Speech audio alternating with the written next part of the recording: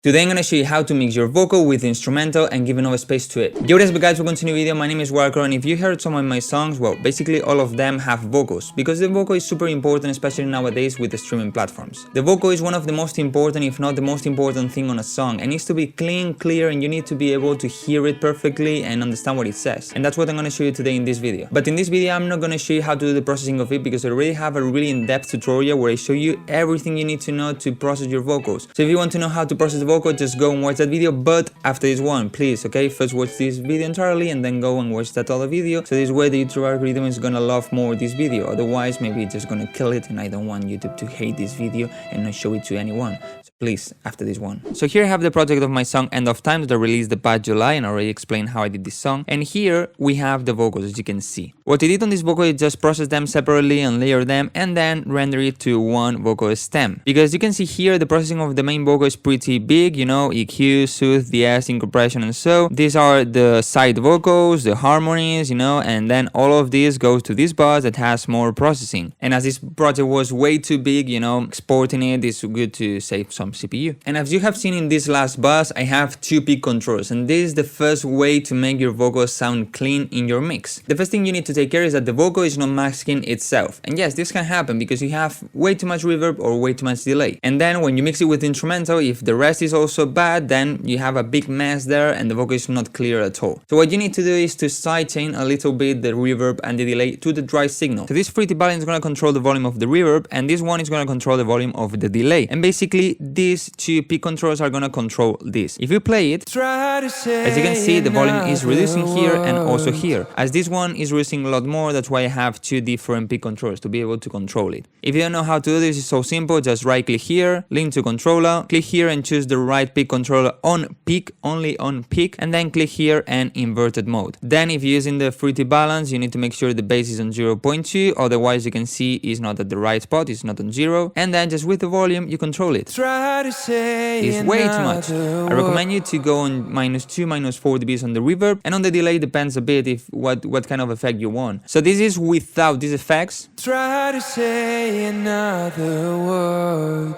And this is with the effects. Try to say another word. I know the difference is pretty subtle, but if you pay attention to it, you're gonna hear a difference. You're gonna hear that the dry signal sounds cleaner now. The second thing you need to take care when you want to mix your vocal with instrumental is that the break pads like pianos, strings, the pads and those things don't have too much mids, because those mids can mask a lot the vocal. Let me show you. I decided to export the song in this stem so it's way easier to explain. And if we go to the break pads and we have something like this, obviously I'm exaggerating it so you can hear what I mean. If we play them with the vocal, it's gonna sound like this. Don't try to say another word. But without it, Don't try to say another word. as you can see, the difference is so big. Without that EQ, the vocals sound so clean. And yes, as I said, obviously I'm exaggerating it so you can hear the difference. But sometimes I hear some songs from you that the break pads have way too much mids. So try to control that. Obviously now don't go to your break pads and reduce it as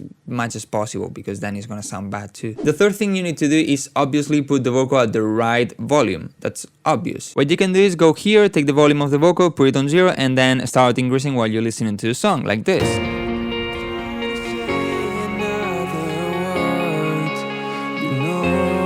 It seems here is good, but it's not. The problem that we have when we do it like this is that if we're listening to the song on the normal volume or with loud volume in our speakers, then we don't really realize if the volume is right or not. Maybe now it seems it's good, but it's not, it's way too quiet. So to be able to have the right volume in our vocals, we're gonna use two techniques. One is the big noise, and the second is to listen to the song to the lowest volume possible. And if we combine them two, it's gonna be even better. I'm gonna go up here, I'm gonna raise the volume a lot, and I'm gonna listen to the song. Don't try to say another word. There are parts that the vocal is not clear, we don't really hear what it's saying, and we listen more to the break sounds. And if we put the pink noise, this is just like a white noise but with a better frequency balance, you know. If we play it,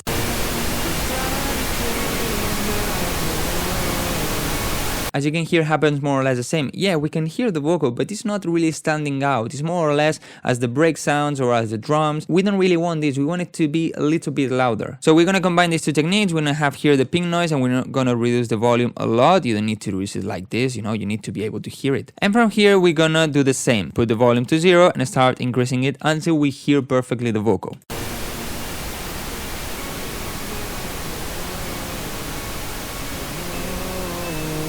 For example, here is way too much, and the pink noise is gonna help us to know if it's too much, because we have like that reference volume of the pink noise to know if something is louder or quieter.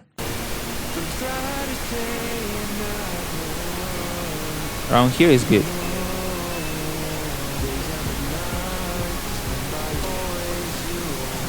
I can hear perfectly the vocal in the entire song, and I can understand what he's saying. So right now let's bring back the volume and let's take out the pink noise and listen to the song.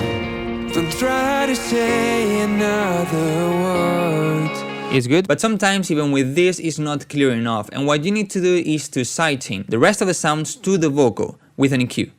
Let me explain this. We're gonna load this parameter EQ on the vocal, and what we're gonna do is try to find the most important frequency range in the lows and on the highs. Don't try to say another word. Here is more important. You know I'm lost again inside my world. And I would say here. Now what we're gonna do is send this EQ to the sounds that interfere with the vocal. The drums don't interfere with the vocal. The effects don't interfere with the vocal. What interferes with the vocal is the break sounds like pianos, strings, and all those things. So just click here, save preset, click and drag, and send it here. And now you can just delete it from the vocal. And now what we're gonna do is have this peak control on the vocal that is gonna control these two bands of the break pads. So every time the vocal is playing, those frequencies are gonna be reducing a little bit. Just right click here, link to controller, click here, choose the right peak controller, choose on peak, and invert it. And do the same thing with the other one. Now if you play it, as you can see it's on top, you need to control the bass and you need to put it in 0.5. And if we play it,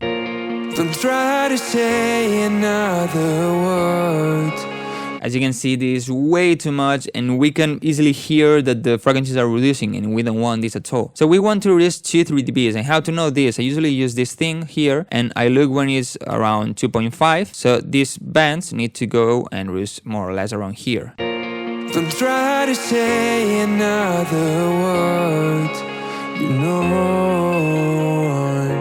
I'm lost again. As you can hear, now we don't really realize that the break sounds are reducing some frequencies when the vocal is playing, and then they bring it back. No, we don't hear this. And maybe you're thinking that now those frequencies are being empty or something, but no, because the vocal is covering that space. So basically what we do is reduce a little bit there, so this way the vocal has space to be there, and then when the vocal is not, we bring it back. If you just reduce it within EQ, this is not gonna happen, and when the vocal is not playing, you're gonna feel that that part is empty. So do it this way. And now, as you can see here, this is the second drop, and I have the leads, the chords, and the bass line playing at the same time as the vocal. So here, my advice is to also do it. So go to the break pads, take this EQ, save preset as, click and drag to the synth that are the leads and so. And now, as before, just right click here, link it to this controller. So if we disable this and we play the drop, Please don't let me down again. I don't wanna be your friend. it's clashing a little bit. But if you have this sidechain, Please don't let me down again. I don't wanna be your friend. it has a bit more space. So guys, basically with these tricks, you're gonna have your vocal mixed with the instrumental. But they said to be able to do this, you need to make sure that your vocal sounds clean, clear, and good. So now you can go and watch this video that is a really in-depth tutorial showing you the processing of vocal. Everything you need to know and everything you need to do to make sure that your vocal sounds good. So nothing else guys, thank you so much for watching this video. Don't forget to leave a like and subscribe so this way you don't miss any other tutorials,